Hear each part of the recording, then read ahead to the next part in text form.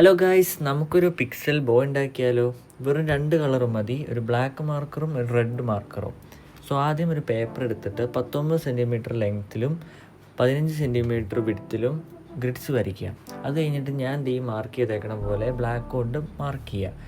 ആ ബ്ലാക്ക് കൊണ്ട് മാർക്ക് ചെയ്ത ബോക്സുകളെല്ലാം എന്നിട്ട് ഫില്ല് ചെയ്യുക ബ്ലാക്ക് കളർ കൊണ്ട്. ആൻഡ് അല്ലാത്ത ബോക്സുകളെല്ലാം റെഡ് കളർ കൊണ്ട് ഫില്ല് ചെയ്യുക. അത്രേ ഉള്ളൂ, വെറും ഈസിയാണ്.